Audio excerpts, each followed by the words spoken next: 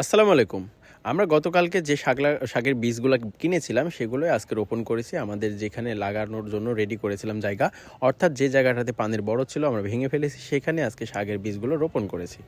আর শাকের বীজ রোপণ করার পরে আমরা এখানে সেচ দিয়ে দিয়েছি, পানি দিয়ে দিয়েছি যেন খুব দ্রুত শাকের বীজগুলো বের হয়ে যায়। তবে আমরা আশা করছি এটা রমজানের ১ম দিকে না পাইলেও শেষের দিকে হয়তো কিছু শাক আমরা বাজারে উঠাইতে পারবো, সেই আশাই করছি। এই কারণেই আমরা মূলত এখানে সেচ দিয়ে দিয়েছি যেন খুব দ্রুত এখানে শাকের বীজটা বের হয়ে যায়। তো এরপরে আমরা হাঁসের খামারে এসেছিলাম। আর হাঁসের খামারে এসে যেটা দেখলাম সেটা হচ্ছে নিচের যে টিনের অংশটা দিয়েছিলাম সেটা অনেকটা মোড়চা পড়ে নষ্ট হয়ে গেছে। এটা দ্রুত আমাদের মেরামত করতে হবে এবং ২-১ দিনের মধ্যে এটা আমরা মেরামত করে দিব। এরপরে আমাদের এক বড় আঙ্কেল ফোন দিল যে আমাদের পাটকাঠি যেগুলো ওই যে চিকন বের হয়ে যায় সেগুলো মনে অর্থাৎ ওজনে বিক্রি হয়ে যাবে।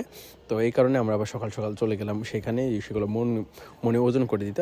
অর্থাৎ আমাদের আজকে এই চিকন পাটকাঠি প্রায় ১০ মণ আমরা বিক্রি করে দিয়েছি, যেটা অনেকটা দূরে চলে যাবে ভ্যানে করে। তো চলে গেল। তারপর আমরা আমাদের বাকি কাজগুলো কমপ্লিট করলাম, অর্থাৎ বাকি কাজগুলো শেষ করেছি।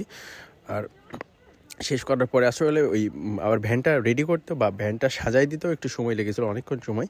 এরপরে আমরা আবার গেটিংয়ের কাজটা করেছি। গেটিংয়ের কাজটা করে আমরা আসলে বাড়িতে যাওয়ার সেভাবে সময় পাইনি। তো খুব ক্ষুধা লেগেছিলো, তো আমরা ভাবলাম যে আজকের বাড়ি যাব না, বাড়ি না গিয়ে আমরা বাজারে যাব।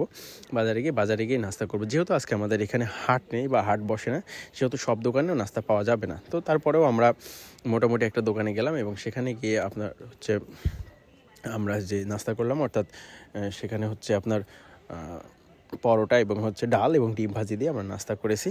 আর নাস্তা করে আমরা মূলত আজকের কাজ শেষ করেছি। তো আজকের মতো এটুকুই। সবাই ভালো থাকবেন। আসসালামু আলাইকুম। আল্লাহ হাফেজ।